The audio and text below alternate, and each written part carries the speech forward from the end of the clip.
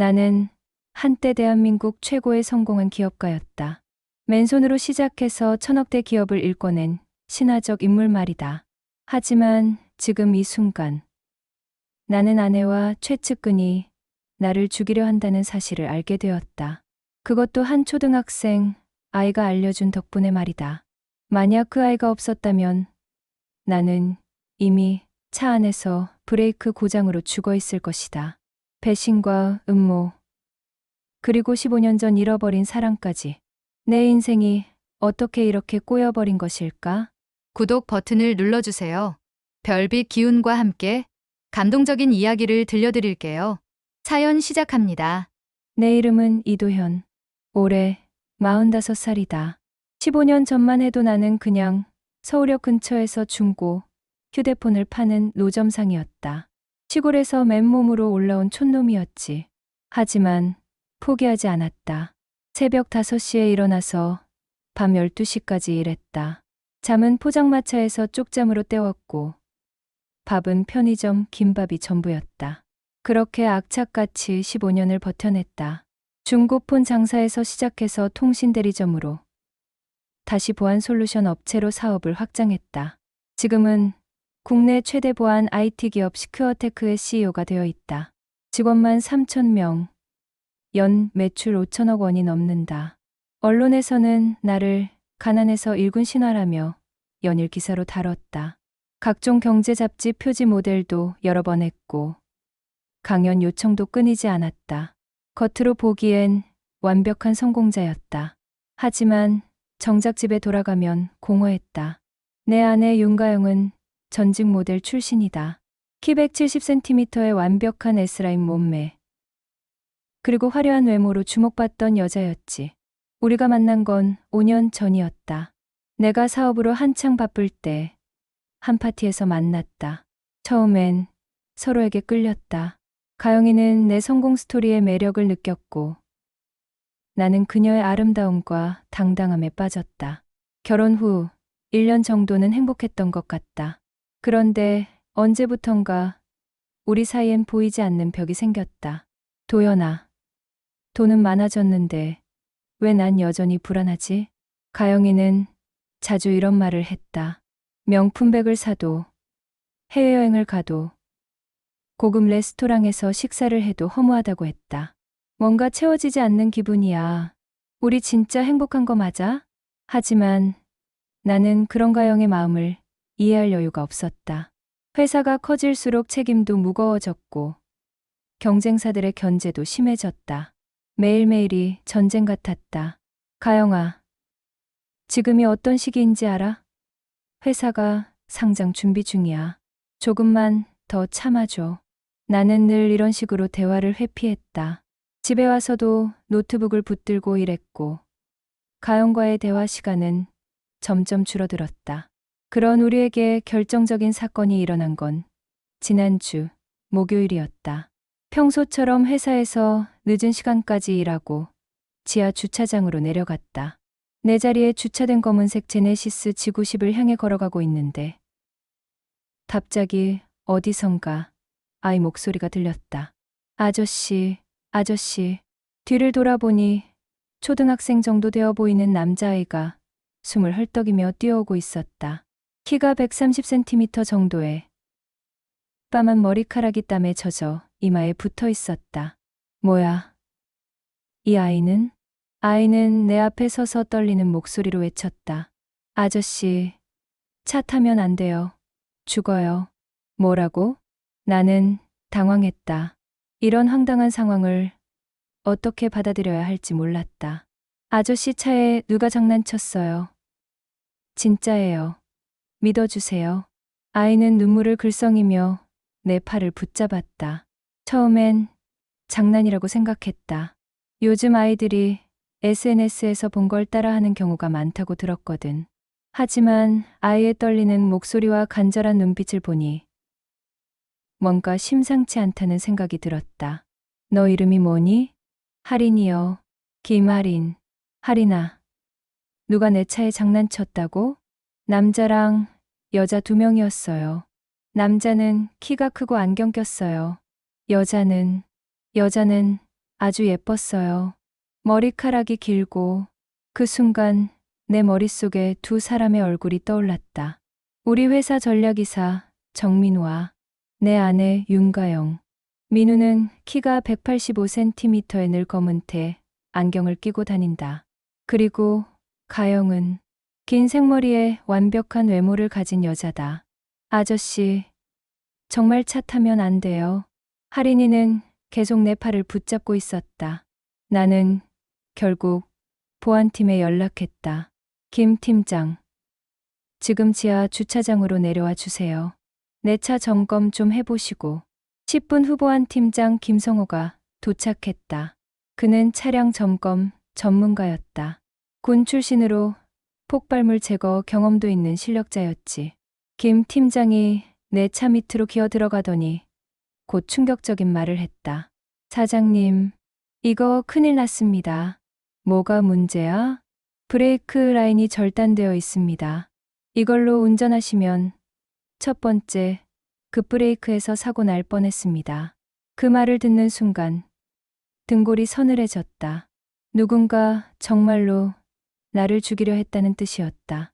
나는 할인이를 다시 봤다. 이 아이가 내 목숨을 구해준 거였다. 할인아, 고마워. 정말 고마워. 하지만 더 충격적인 건 할인이가 목격한 범인의 정체였다. 남녀 한 쌍. 그리고 그 묘사가 정민우와 윤가영과 너무나 일치했다. 내 가슴 속에서 뭔가가 무너져 내리는 소리가 들렸다. 15년간 함께 회사를 키워온 최측근 정민우. 그리고 5년간 내 곁에 있었던 아내 윤가영. 이 두 사람이 정말로 나를 죽이려 했다는 건가? 할인이는 그날 밤 우리 집에서 머물렀다. 아이의 보호자가 누군지 알아봐야 했고 혹시 보복당할 위험도 있었기 때문이다. 가영은 아이를 보더니 의외로 친절하게 대했다. 어머, 이 아이 누구야? 진짜 예쁘게 생겼네. 하지만 나는 가영의 그 미소가 이상하게 느껴졌다. 진심이 아닌 연기하는 것 같은 미소였다. 그날 밤 나는 잠을 이룰 수 없었다. 내가 15년간 쌓아온 모든 것들이 한순간에 의심스러워졌다. 정민우와 가영, 이 둘의 배신이 사실이라면 내 인생은 완전히 뒤바뀔 것이다. 새벽 3시, 침실에서 나와 서재로 갔다. 할인이는 거실, 소파에서 깊이 잠들어 있었다. 이 아이는 대체 누구일까? 왜 우리 회사 지하 주차장에 있었을까? 그리고 어떻게 범행 현장을 목격할 수 있었을까? 수많은 의문이 머릿속을 스쳐갔다. 하지만 한 가지는 확실했다. 할인이가 아니었다면 나는 이미 죽었을 것이고 모든 진실은 영원히 묻혔을 거라는 점이었다. 나는 창밖을 바라보며 다짐했다. 이 아이가 말해준 진실이 무엇인지, 그리고 정민우와 가영이 정말로 배신자인지 반드시 밝혀내겠다고. 하지만 그때 나는 몰랐다. 이것이 단순한 배신이 아니라 내 과거와 연결된 훨씬 더 복잡하고 아픈 이야기의 시작이라는 것을 말이다. 할인이가 우리 집에 온 지 사흘째 되던 날, 나는 결심했다. 더 이상 추측만으로는 안 되겠다고. 확실한 증거가 필요했다. 새벽 5시, 가영이 아직 잠들어 있을 때 나는 조용히 집을 나섰다. 강남구 청담동에 있는 한 사설탐정 사무소로 향했다. 트루스 인베스티게이션이라는 간판이 걸린 건물 3층이었다. 탐정 박철수는 전직 경찰 출신이었다. 20년간 강력반에서 일했고 특히 불륜과 기업비리 수사에 능했다고 들었다. 키 180cm의 다부진 체격, 예리한 눈빛이 인상적인 남자였다. 이도현 사장님이시군요. 소문은 많이 들었습니다. 박 탐정은 내게 커피를 권하며 말했다. 박 탐정님, 단도직입적으로 말씀드리겠습니다. 제 아내와 회사 임원을 감시해 주세요. 혹시 불륜 관계를 의심하시는 건가요? 그것뿐만 아닙니다. 제 목숨까지 노리고 있을 수도 있어요. 박 탐정의 표정이 진지해졌다. 나는 브레이크 라인 절단 사건과 할인이의 증언을 자세히 설명했다. 알겠습니다. 며칠만 시간을 주시면 확실한 증거를 가져다 드리겠습니다. 그로부터 일주일이 흘렀다. 그 일주일 동안 나는 지옥 같은 시간을 보냈다. 가영과 마주칠 때마다 그녀의 미소가 가면처럼 느껴졌고, 정민우와 회의할 때마다 그의 시선이 날카로운 칼날 같았다. 특히 정민우는 노골적으로 의심스러운 행동을 보였다. 평소보다 일찍 퇴근하는 일이 많아졌고, 휴대폰 통화를 할 때면 항상 멀리 떨어진 곳으로 가서 했다. 사장님, 요즘 컨디션이 안 좋으시네요. 스트레스 받으실 일 있으세요? 민우는 이런 식으로 내 상태를 떠보기도 했다. 그럴 때마다 나는 연기를 해야 했다. 아니야, 별일 없어. 그냥 피곤할 뿐이야. 하지만 속으로는 분노가 끓어올랐다. 이놈이 정말로 나를 배신했다면 절대 용서하지 않겠다고 다짐했다. 그런데 할인이는 우리 집에서 조용히 지내면서도 가끔 이상한 말을 했다. 아저씨, 엄마가 보고 싶어요. 할인아, 엄마는 어디 계시니? 병원에 계세요. 벌써 6개월째. 아이의 눈에 눈물이 맺혔다. 나는 할인이의 신상을 조사해야겠다고 생각했다. 이 아이가 왜 우리 회사 주차장에 나타났는지, 부모는 누구인지 알아야 했다.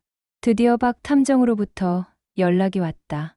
사장님, 만나서 말씀드려야 할 것 같습니다. 전화로는 목소리가 심상치 않았다. 나는 즉시 탐정 사무소로 달려갔다. 박 탐정은 두꺼운 파일을 내 앞에 내밀었다. 사장님, 각오하시고 보세요. 파일을 열어보는 순간 내 손이 떨렸다. 가영과 정민우가 호텔 로비에서 손을 잡고 있는 사진, 별장에서 포옹하는 사진, 심지어 같은 침실에서 나오는 사진까지. 이 사진들은 언제 찍힌 거죠? 지난 석 달 동안입니다. 두 사람은 매주 최소 2번 이상 만났습니다. 주로 강남의 고급 호텔이나 양평의 별장에서요. 충격이었다. 3개월. 그동안 나는 전혀 눈치채지 못했다. 사장님, 더 충격적인 건 따로 있습니다. 박 탐정이 다른 서류를 꺼냈다. 부인께서 3개월 전에 100억 원짜리 생명보험에 가입하셨습니다. 그런데 수익자가 정민우 이사로 되어 있어요. 뭐라고? 나는 의자에서 벌떡 일어났다. 생명보험 수익자가 남편이 아닌 다른 남자라니. 이건 명백한 살인 계획이었다. 더 있습니다. 정민우 이사는 최근에 해외 계좌를 개설했고 이미 상당한 금액을 빼돌린 것으로 보입니다. 서류를 보니 민우는 회사 자금을 조작해서 개인 계좌로 이체한 흔적이 있었다. 액수만 해도 50억 원이 넘었다. 이 자식들이 정말로 나를 죽이고 돈까지 챙기려 했구나. 분노가 치밀었지만 동시에 절망감도 들었다. 15년간 함께한 동료와 5년간 함께한 아내가 이런 짓을 했다니. 사장님, 그런데 제가 조사하던 중에 우연히 알게 된 사실이 있습니다. 박 탐정이 조심스럽게 말했다. 그 아이, 할인이라고 하셨죠? 그 아이 어머니에 대해 조사해 봤는데요. 할인이 어머니가 어떻게 됐나요? 서울대병원에 입원해 계십니다. 교통사고로 뇌사 상태라고 하네요. 갑자기 가슴이 철렁했다. 뇌사 상태라니. 그럼 할인이는 사실상 혼자인 거였다. 그분 성함이 어떻게 되시나요? 이소연 씨입니다. 나이는 39살이고 그 순간 내 머릿속이 새하얘졌다. 이소연. 그 이름을 듣는 순간 15년 전 기억이 쏟아져 나왔다. 대학교 4학년 때 만났던 그녀. 국문학과 미인으로 유명했던 소연이. 나는 가난한 공대생이었고 그녀는 교수 집안의 딸이었다. 우리는 미친 듯이 사랑했지만 현실의 벽 앞에서 결국 헤어질 수밖에 없었다. 아니다. 설마. 나는 떨리는 손으로 박 탐정에게 물었다. 그 여자분 사진 있나요? 박 탐정이 휴대폰을 꺼내더니 사진 한 장을 보여줬다. 병원 침대에 누워있는 여자의 모습이었다. 비록 의식을 잃은 상태였지만 그 얼굴은 분명히 알아볼 수 있었다. 이소연이었다. 15년 전 내가 목숨처럼 사랑했던 그 여자. 사장님, 괜찮으세요? 얼굴이 새하얘지셨는데 나는 대답할 수 없었다. 머릿속이 복잡했다. 소연이 서울에 있었다는 것도 충격이었지만 더 큰 충격은 따로 있었다. 할인이 그 아이의 나이를 계산해 보니 딱 15년이었다. 그리고 아이의 얼굴을 자세히 떠올려 보니 내 어린 시절과 닮은 구석이 있었다. 설마 할인이가 내 아들인 건 아니겠지? 상상만으로도 가슴이 뛰었다. 만약 정말 그렇다면 나는 15년 동안 내 아들의 존재도 모르고 살았던 거였다. 박 탐정님, 혹시 DNA 검사 같은 걸 할 수 있나요? 물론이죠. 하지만 왜 갑자기? 아니에요. 그냥 확인해보고 싶은 게 있어서요. 그날 밤 집으로 돌아가는 길이 유난히 길게 느껴졌다. 가영과 민우의 배신도 충격이었지만 소연과 할인이의 존재는 또 다른 차원의 충격이었다. 집에 도착하니 가영이 거실에서 TV를 보고 있었다. 평소와 다름없는 모습이었지만 이제는 그 모든 게 가짜로 보였다. 어디 갔다 와? 늦었네. 응. 회사 일로 좀. 나는 짧게 대답하고 할인이가 있는 방으로 갔다. 아이는 책상에 앉아 그림을 그리고 있었다. 할인아, 뭐 그리고 있어? 가족, 그림이요. 아빠, 엄마, 저. 아이가 그린 그림을 보니 가슴이 미어졌다. 병원 침대에 누워있는 엄마와 그 옆에서 울고 있는 작은 아이의 모습이었다. 할인아, 아빠는 어디 계시니? 몰라요. 엄마가 아빠 얘기는 안 해줬어요. 그 순간 확신이 들었다. 할인이는 내 아들이다. 그리고 소연은 15년 동안 혼자서 이 아이를 키웠던 거다. 하지만 이런 감정적인 상황에 빠져 있을 때가 아니었다. 가영과 민우는 이미 다음 단계를 준비하고 있을 테니까. 과연 그들의 다음 계획은 무엇일까? 브레이크 절단이 실패했으니 다른 방법을 시도할 것이다. 나는 더욱 조심해야 했다. 그리고 무엇보다 할인이를 보호해야 했다. 이 아이는 그들의 범행을 목격한 유일한 증인이었다. 만약 가영과 민우가 할인이의 존재를 안다면 상상만 해도 끔찍했다. 나는 할인이의 머리를 쓰다듬으며 다짐했다. 이 아이만은 절대 위험에 빠뜨리지 않겠다고. 하지만 운명은 내 예상보다 훨씬 빠르게 다가오고 있었다. 그들의 다음 수는 상상을 초월할 만큼 치밀하고 잔혹했다. 그리고 며칠 후 정말로 끔찍한 일이 벌어졌다. 그날 새벽 3시 27분 내 휴대폰이 울렸다. 화면에 뜬 이름은 김성호 보안팀장. 그의 떨리는 목소리가 내 귀에 꽂혔다. 사장님, 할인이가 사라졌습니다. 그 순간 내 세상이 무너져 내렸다. 내가 지켜야 할 아이. 어쩌면 내 친아들일 수도 있는 그 아이가 사라졌다. 하지만 이것은 시작에 불과했다. 15년 전 잃어버린 사랑이 기적처럼 되살아나고 나를 둘러싼 모든 진실이 한순간에 폭발하는 그 순간이 다가오고 있었다. 할인이를 안전한 곳에 보낸 건 이틀 전이었다. 가영과 민우의 감시망에서 벗어나기 위해 강원도 평창의 한 펜션으로 피신시켰다. 보안팀 직원 2명과 함께 말이다. 김 팀장, 할인이를 절대 혼자 두지 마세요. 24시간 감시 체제를 유지하고. 알겠습니다, 사장님. 걱정 마세요. 김성호 팀장은 20년간 경호업에 종사한 베테랑이었다. 그의 말을 믿었다. 할인이만큼은 안전할 거라고 생각했다. 하지만 내가 너무 안일했다. 새벽 3시에 온 그 전화. 김 팀장의 목소리는 절망에 가득 차 있었다. 사장님, 죄송합니다. 제가 실수했습니다. 무슨 일이야? 정확히 말해. 어젯밤 11시경까지는 아무 이상이 없었습니다. 할인이는 펜션 2층 방에서 잠들었고 저희는 1층에서 교대로 망을 보고 있었어요. 김 팀장의 설명이 계속됐다. 그런데 새벽 1시쯤 갑자기 정전이 됐습니다. 펜션 전체가 깜깜해졌어요. 비상발전기를 가동하는 사이 불과 3분 정도였는데 그 3분 사이에 할인이가 사라졌다는 거야? 네.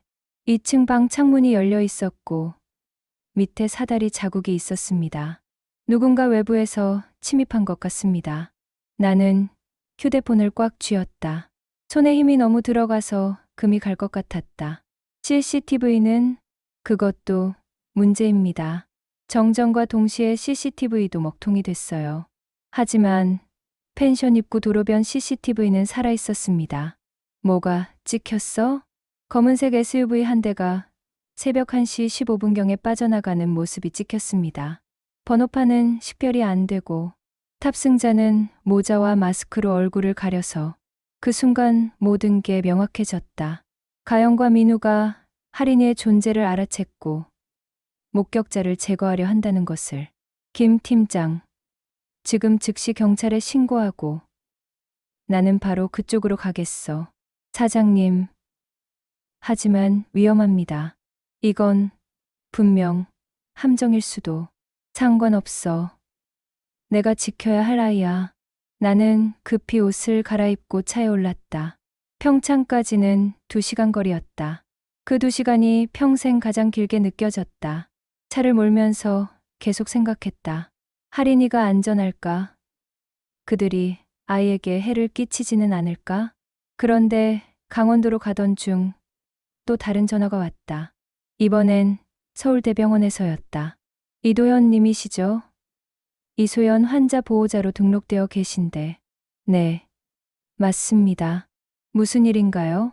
환자가 의식을 되찾으셨습니다. 나는 브레이크를 급히 밟았다. 길가에 차를 세우고 다시 물었다. 뭐라고요? 의식을 되찾았다고요? 네. 6개월간 뇌사 상태였는데 오늘 새벽 2시경 갑자기 눈을 뜨셨어요. 지금은 안정된 상태입니다. 믿을 수 없었다. 할인이가 사라진 그 시간과 거의 비슷한 때에 소연이 깨어났다니. 이게 우연일까?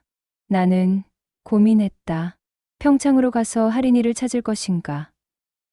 아니면 서울로 돌아가서 소연을 만날 것인가? 결국 병원을 선택했다. 소연이 깨어났다면 할인이에 대한 더 많은 정보를 얻을 수 있을 것이다. 그리고 15년 만에 그녀를 다시 만날 수 있다는 기대감도 있었다. 새벽 5시 서울대병원에 도착했다.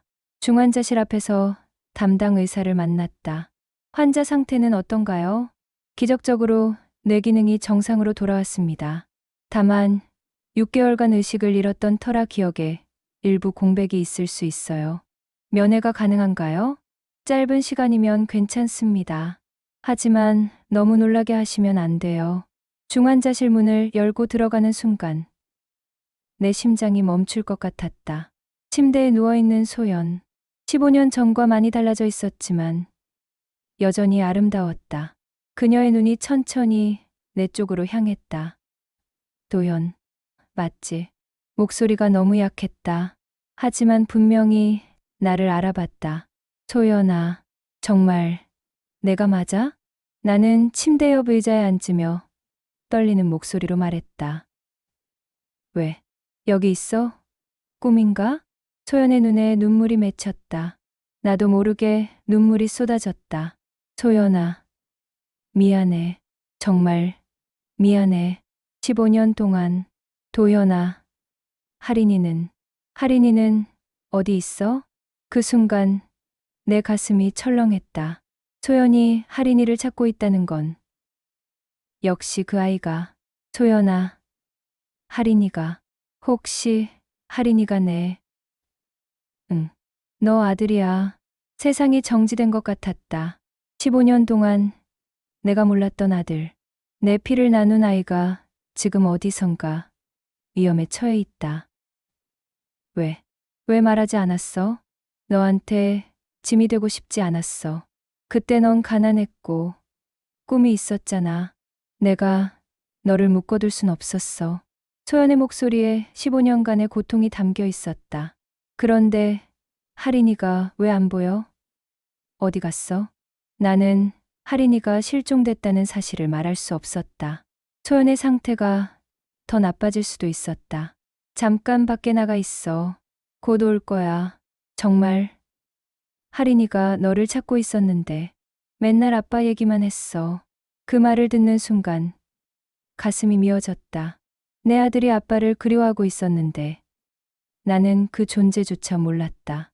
소연아, 이제 괜찮아. 내가 다 해결할게. 하린이도 너도 내가 지킬게. 하지만 그때 내 휴대폰이 울렸다. 모르는 번호였다. 여보세요?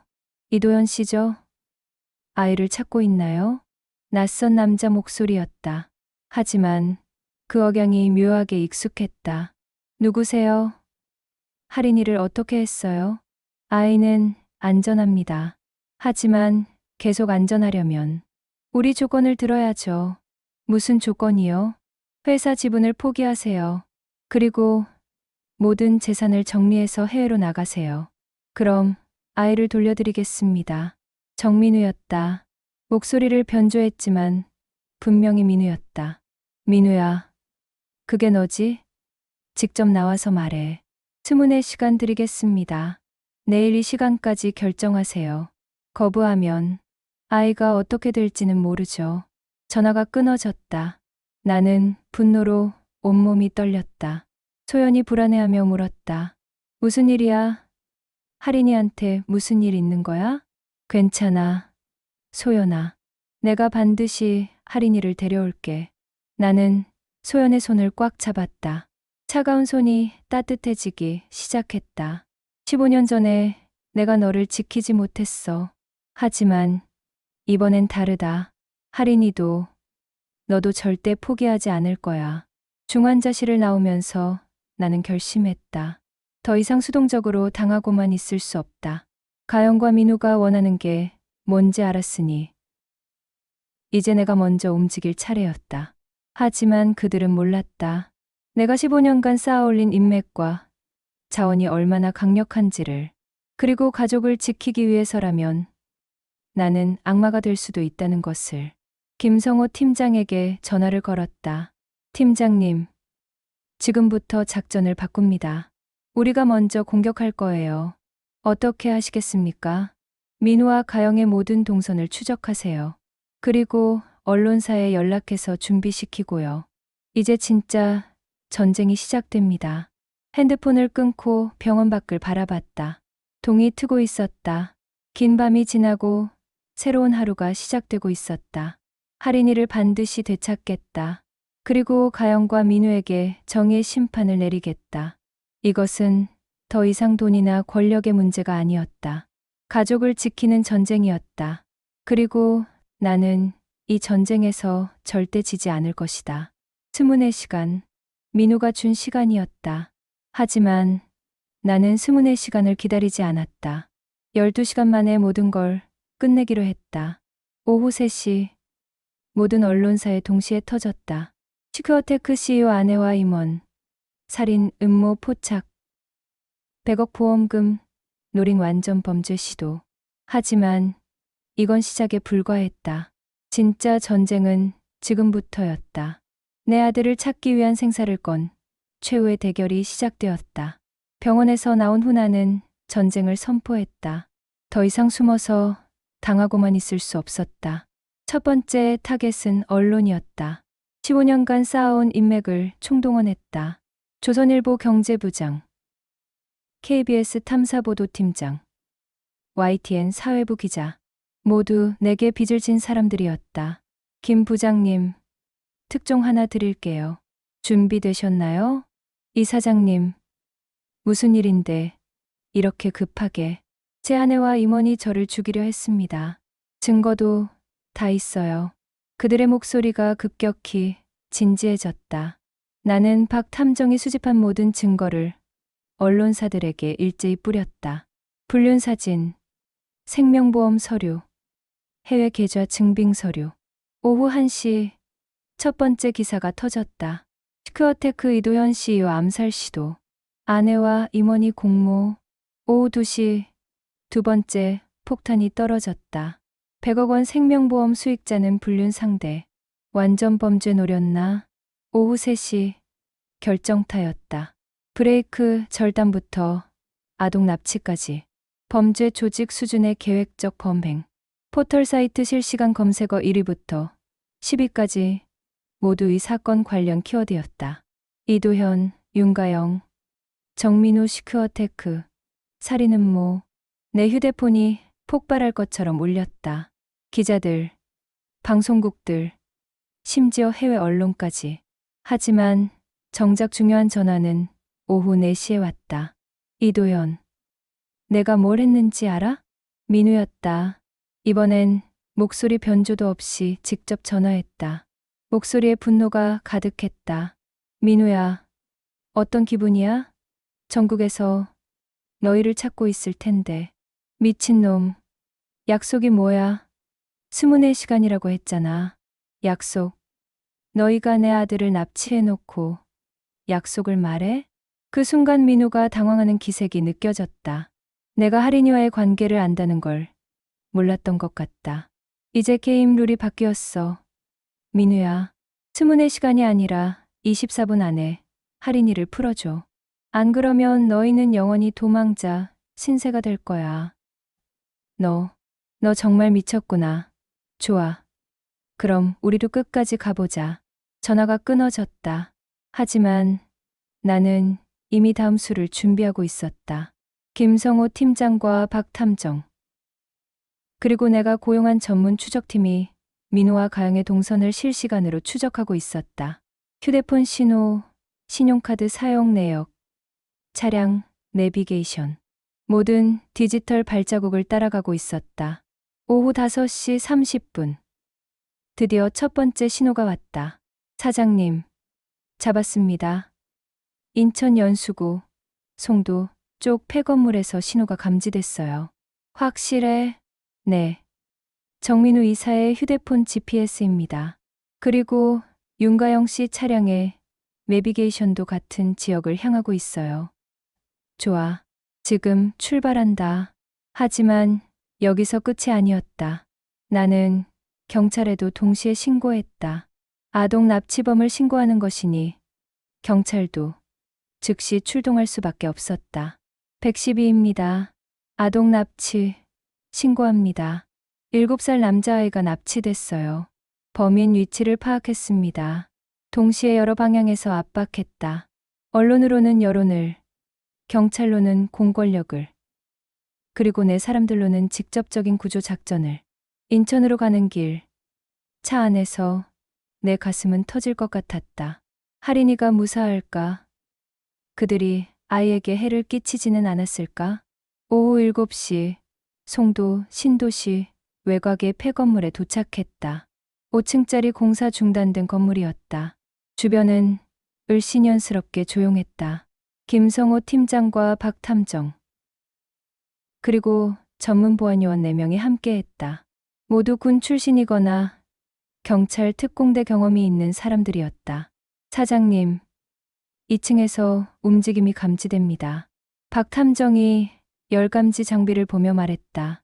몇 명이야? 3명 정도로 보입니다. 그중 1명은 아이 같고요. 할인이었다. 내 아들이 저 건물 안에 있다. 진입한다. 하지만 그 순간이었다. 건물 1층에서 가영이 나타났다. 평소의 우아한 모습과는 전혀 달랐다. 머리는 헝클어져 있고 화장도 번져 있었다. 도연아, 여기 왜 왔어? 가영아, 이제 그만해. 할인이만 내놔. 할인이. 그 애가 뭔데 이렇게까지 해? 가영의 눈에는 광기가 서려 있었다. 5년 동안 함께 산 아내의 모습이 아니었다. 그 애는 내 아들이야. 뭐라고? 내 아들이라고? 가영의 얼굴이 일그러졌다. 질투와 분노, 그리고 절망이 뒤섞인 표정이었다. 그럼 넌 처음부터 나를 속인 거네? 다른 여자아이가 있으면서. 가영아, 나도 몰랐어. 며칠 전에야 알았다고. 하지만 가영은 듣지 않았다. 갑자기 손에서 뭔가를 꺼냈다. 작은 권총이었다. 가영아, 그거 내려놔. 안 돼. 이제 와서 다른 여자 얘기하면 어떡해. 나는 어떻게 돼? 그 순간 건물 2층에서 민우의 목소리가 들렸다. 가영아, 뭐 하고 있어? 빨리 올라와. 그리고 이어서 아이의 비명 소리가 들렸다. 아빠, 도와주세요. 할인이었다. 내 아들이 나를 부르고 있었다. 그 순간 내 안에서 뭔가가 폭발했다. 아버지로서의 본능, 보호 욕구, 그리고 15년간 억눌러온 모든 감정이 한 번에 터져 나왔다. 가영아, 미안해. 하지만 이제 끝이야. 나는 가영을 향해 달려갔다. 가영이 총을 겨눴지만 무서워하지 않았다. 지금 내게는 할인이를 구하는 것 외에는 아무것도 중요하지 않았다. 김성호 팀장과 보안요원들이 동시에 움직였다. 가영은 혼란스러워하며 총을 헛방향으로 쐈다. 탕. 총성이 울렸지만 아무도 다치지 않았다. 김 팀장이 가영을 제압했고 나는 곧바로 2층으로 뛰어 올라갔다. 2층 끝방에서 민우가 할인이를 붙잡고 있었다. 민우도 총을 들고 있었다. 민우야, 그만해. 오지 마. 한 발자국만 더 오면 이 애를 쏜다. 할인이는 울면서 내를 바라봤다. 아이의 눈에는 두려움과 동시에 안도감이 섞여 있었다. 아빠가 구하러 왔다는 걸 알고 있었다. 민우야, 15년 동안 함께 했잖아. 이럴 거 없어. 함께 했다고? 넌 나를 부린 거지. 내가 얼마나 고생했는데 넌 혼자 다 가져가려고 했어. 민우의 목소리에는 15년간 쌓인 원한이 담겨 있었다. 그럼 회사를 가져가. 돈도 다 가져가. 대신 할인이만 풀어줘. 이제 와서. 이미 늦었어. 그 순간 할인이가 소리쳤다. 아빠, 조심해. 민우가 총을 나에게 겨눴다. 하지만 할인이의 외침에 주의가 흐트러진 틈을 놓치지 않았다. 나는 몸을 옆으로 굴리면서 민우에게 달려들었다. 탕, 탕. 총성이 2번 울렸다. 어두운 폐건물 안에서 총알이 벽에 박히는 소리가 메아리쳤다. 민우와 몸싸움을 벌였다. 나는 15년간 헬스장에서 단련한 근력을, 민우는 절망적인 상황에서 나오는 힘을 발휘했다. 결국 김성호 팀장이 올라와서 민우를 제압했다. 총이 바닥에 떨어지고 민우는 무력하게 쓰러졌다. 할인아, 괜찮아? 나는 아이를 꼭 안았다. 할인이는 내 품에서 울면서 말했다. 아빠, 무서웠어요. 이제 괜찮아. 아빠가 지켜줄게. 그 순간 경찰 사이렌 소리가 들렸다. 늦었지만 경찰도 도착한 것이다.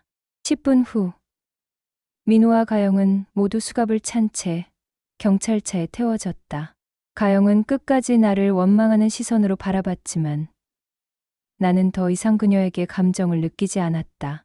중요한 건 할인이었다. 내 아들이 안전하다는 것이었다. 아빠, 이제 엄마한테 가요. 그래. 엄마가 기다리고 계실 거야. 차 안에서 할인이를 안고 있으니 15년간 놓쳤던 아버지의 시간이 아쉬웠다. 하지만 이제부터라도 제대로 된 아빠가 되겠다고 다짐했다. 병원으로 가는 길, 뉴스에서는 이미 민우와 가영의 체포 소식을 보도하고 있었다.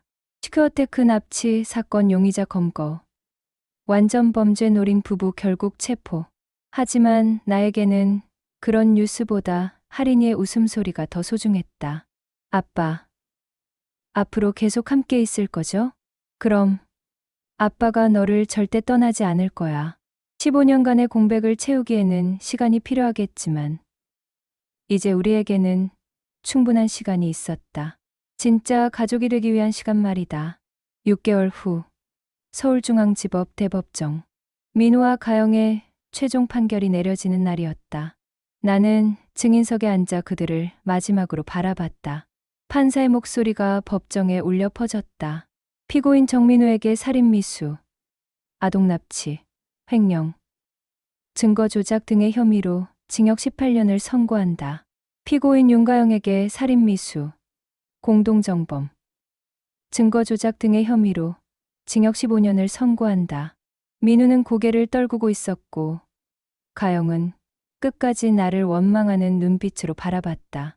하지만 나는 더 이상 그들에게 분노를 느끼지 않았다. 오히려 안타까움이 들었다. 15년간 함께 회사를 키워온 민우. 5년간 결혼 생활을 한 가영. 그들이 선택한 길이 결국 이런 결말로 이어질 줄 누가 알았을까. 법정을 나오면서 기자들이 몰려들었다. 이도현 사장님, 소감 한 말씀 해주세요. 앞으로 회사 경영은 어떻게 하실 계획인가요? 부인과의 이혼 절차는 언제 완료되나요? 나는 마이크 앞에 섰다. 준비해온 말이 있었다. 여러분, 저는 지난 6개월 동안 많은 것을 잃었습니다. 신뢰했던 동료를 잃었고, 15년간 쌓아온 회사의 절반을 잃었고, 결혼 생활도 끝났습니다. 기자들의 카메라 플래시가 번쩍였다. 하지만 저는 그보다 훨씬 더 소중한 것을 얻었습니다. 바로 가족을 되찾은 것입니다. 잠시 멈추고 숨을 고른 후 계속했다. 진짜 성공이 무엇인지 깨달았습니다. 돈을 많이 버는 것도 유명해지는 것도 아닙니다. 진짜 성공은 지켜야 할 사람을 끝까지 지켜내는 것입니다. 사랑하는 사람과 함께 평범한 일상을 만들어가는 것입니다. 그날 저녁 뉴스에서는 내 인터뷰가 메인으로 나갔다. 하지만 나는 뉴스보다는 집에서 하린이와 소연과 함께 저녁을 먹는 게 더 중요했다. 소연은 재활 치료를 마치고 완전히 건강을 회복했다. 6개월간의 물리치료와 언어치료 끝에 예전 모습을 되찾았다. 아니, 예전보다 더 아름다워 보였다. 엄마로서의 따뜻함이 더해져서 말이다. 하린이는 이제 완전히 내게 적응했다. 처음엔 어색해하던 아이가 이제는 매일 아침 아빠, 좋은 아침이에요 라며 인사를 건넨다. 새로 마련한 집은 강남의 펜트하우스가 아닌 분당의 조용한 주택가였다. 마당이 있고 하린이가 뛰어놀 수 있는 공간이 있는 평범한 집이었다. 아빠, 오늘 학교에서 그림 그렸어요. 하린이가 학교에서 돌아와 신이 나서 말했다. 초등학교 2학년이 된 하린이는 매일 새로운 이야기를 가지고 왔다. 무슨 그림을 그렸는데? 가족 그림이요. 선생님이 가족을 그려보라고 했어요. 하린이가 가방에서 도화지를 꺼냈다. 크레파스로 그린 그림이었다. 아빠, 엄마, 하린이가 손을 잡고 웃고 있는 모습이었다. 배경에는 우리 집도 그려져 있었다. 그림을 보는 순간 가슴이 뭉클했다.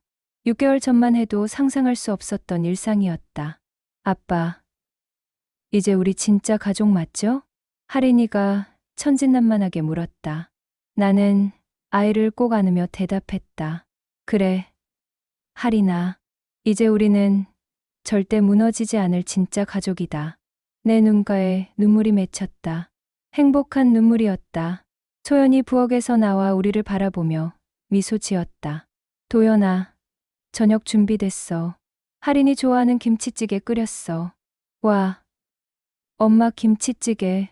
하린이가 신나서 소리쳤다. 이런 평범한 일상이 이렇게 소중할 줄 몰랐다. 식탁에 앉아 셋이 함께 저녁을 먹었다. 하린이는 학교 이야기를, 소연은 동네 사람들과의 소소한 일상을, 나는 회사 재건 계획을 이야기했다. 그렇다. 나는 회사를 포기하지 않았다. 큐어테크는 내가 15년간 피땀으로 일군 회사였다. 민우와 가영의 배신으로 타격을 입었지만 완전히 무너뜨릴 수는 없었다. 임직원들이 많이 떠났지만 핵심 인력들은 남아있어. 그리고 고객들도 점점 신뢰를 회복하고 있고. 힘들지 않아? 처음부터 다시 시작하는 기분일 텐데. 소연이 걱정스러운 표정으로 물었다. 힘들지. 하지만 이번엔 달라. 예전에는 성공만을 위해 달렸다면 이제는 가족을 위해 일해. 그게 훨씬 큰 동기가 돼. 실제로 회사 재건 과정은 쉽지 않았다. 민우가 빼돌린 자금 때문에 자본금이 반으로 줄었고 일부 대형 고객들은 계약을 해지했다. 언론의 관심도 부담스러웠다. 하지만 나는 포기하지 않았다. 예전보다 더 투명하고 윤리적으로 회사를 운영했다. 직원들과의 소통도 늘렸고 가족과의 시간도 확보했다. 도연아, 옛날과 많이 달라졌네. 소연이 어느 날 반말했다. 할인이가 잠든 후 우리는 거실에서 차를 마시고 있었다. 어떻게? 예전에는 항상 바빠 보였어. 대학교 때도 그랬고 뭔가에 쫓기는 것 같았어. 그런데 지금은 여유가 있어 보여. 나는 소연의 말을 곰곰 생각해 봤다. 맞는 말이었다. 그때는 성공에 대한 강박이 있었던 것 같아. 가난에서 벗어나고 싶었고, 인정받고 싶었고, 그런데 이번 일을 겪으면서 깨달았어.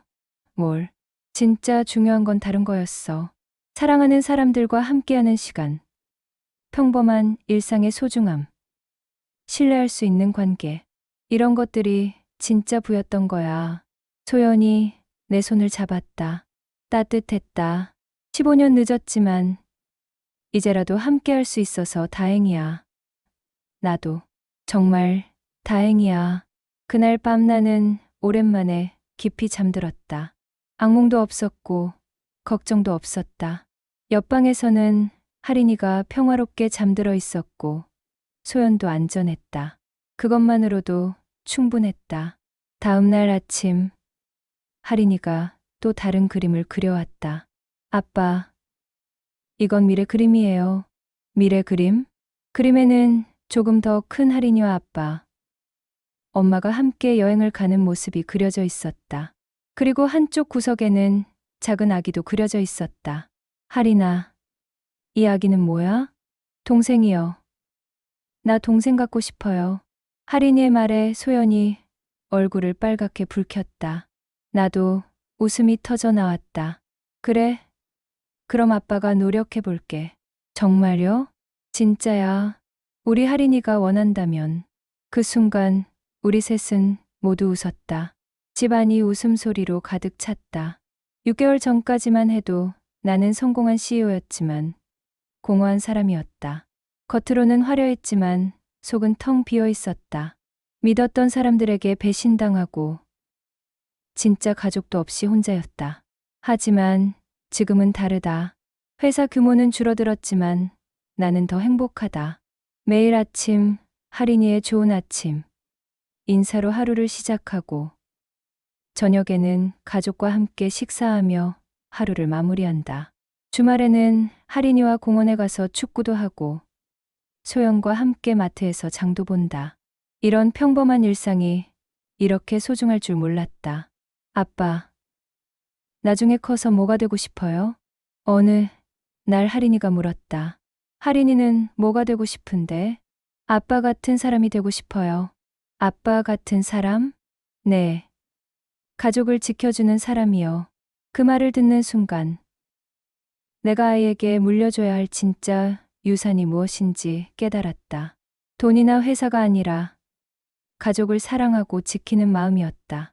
그래, 할인아. 그게 가장 중요한 거야. 사람은 혼자서는 살 수 없어. 함께하는 사람들이 있어야 진짜 행복할 수 있거든. 지금 생각해보면 민우와 가영의 배신은 오히려 축복이었을지도 모른다. 그 일이 없었다면 나는 계속 성공이라는 허상을 쫓아 달렸을 것이다. 진짜 소중한 것들을 놓치면서 말이다. 이제 나는 안다. 진정한 성공이 무엇인지, 진정한 부가 무엇인지. 매일 밤 할인이를 재우며 책을 읽어주는 시간. 소연과 함께 미래를 계획하는 시간. 가족 셋이 함께 웃는 시간. 이 모든 것이 그 어떤 부와 명예보다 값진 보물이다. 그리고 오늘도 할인이의 아빠, 사랑해요라는 말 한마디가 내 하루를 완벽하게 만들어준다. 이것이 내가 찾은 진짜 성공이다. 이것이 내가 깨달은 인생의 진리다. 모든 지옥 같은 날들을 지나 마침내 찾아온 평범한 행복. 그것은 거대한 부와 명예보다 훨씬 값진 선물이었다. 그럼 오늘도 행복한 하루 되시고 다음에도 좋은 이야기, 별별 이야기로 찾아오겠습니다. 감사합니다.